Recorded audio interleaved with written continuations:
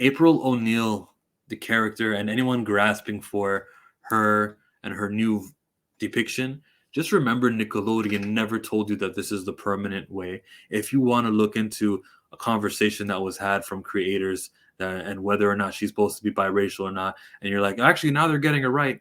If you believe that way, and if I'm like touching somebody who is like, no, Chillmonger, she's supposed to be this way. There's no problems with it. Okay, listen, you got it right.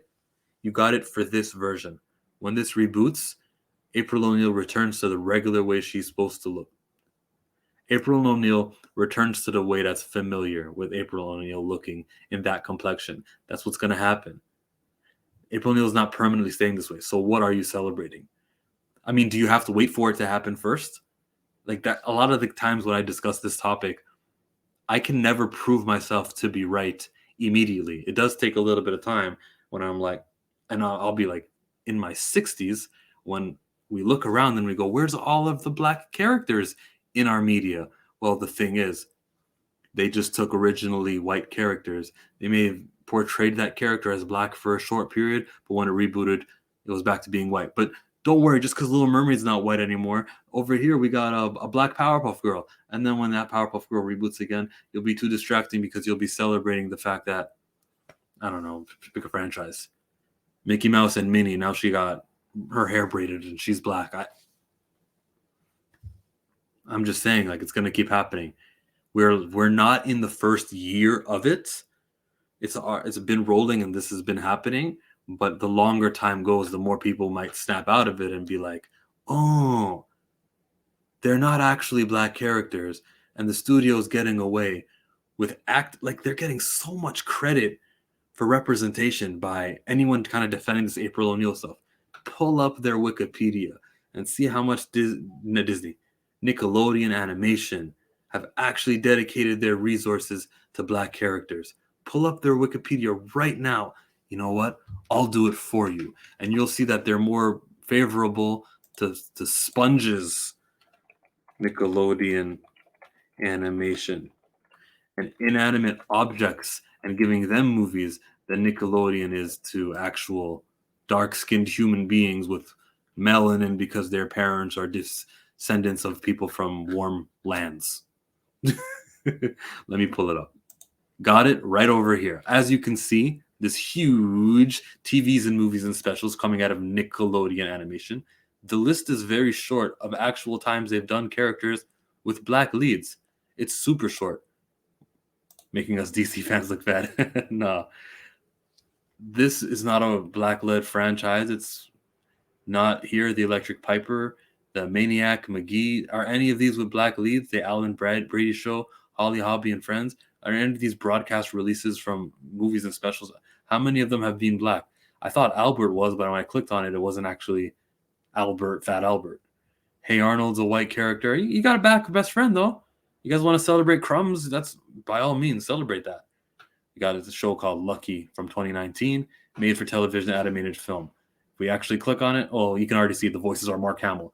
You guys can see, and you guys can leave a comment if I'm wrong on this video, but you can see exactly how many digital releases they've done, which had white people in it compared to, or objects and animals than they have done with, you know, anyone who's not white. Can I get some skin tone variety, please? Invader Zim, they'll do alien stuff before they do anyone from Africa. SpongeBob, the Loud House movies got a white lead there in the middle.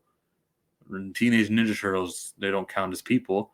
They'll do a dog that's blue. At least you can say, you know, they got some diversity with what's his name? That dude also there who's part of the Blues Clues crew. That's cool. He looks like he's Filipino, maybe Latino. I don't know where he is or what his name even is, but that's something. That's good for them.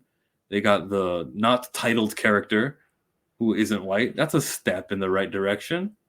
It ain't putting your entire resources behind a franchise of someone who's not white, but it's something. Direct to video. Let's see how committed you guys are, Nickelodeon Animation. Blue's big musical movie. Well, we know that it's not a person. We know that Charlotte's Web is not a person. We know As Told by Jinner, that's a white person. I remember the show. Rugrats are Tommy Pickle and Dill and Chucky and Angelica. Those are the main ones. Rugrats again. How about the theatrical films that they did? When they're dropping $24 million budgets. This is the heavy hitters. This is the most respect that a franchise can have for you if they do a theatrical release for you in a movie.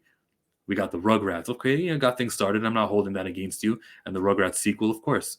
That's no problems here. You did a Hey Arnold movie. Cool. You guys did a Hey Arnold movie. I like that show. Definitely movie worthy. But at what point do we go, oh, you guys are really not committed to countering the Hollywood, the industry wide exclusion of featuring prominently just people who aren't white? So we're at Hey Arnold, right? Wild Thornberries, number 4 on our list. And we got SpongeBob. Again, it's a sponge. It doesn't count as a person, but it's still 6 movies deep they decided to do without thinking about, hey, how about people who are not of that light skin tone complexion? SpongeBob, another movie in 2015. We got another SpongeBob. So, holding it down for the sponges. They do some turtle stuff. That was the one that's popular right now. And what do we have popping? The Smurfs after this in the year 2025.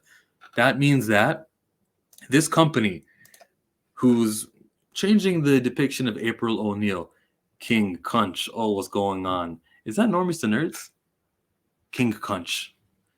That means that this company, Nickelodeon Animation Studios, hasn't at all said we're going to introduce the audience to an all black movie or just even a lead black movie. That's never happened.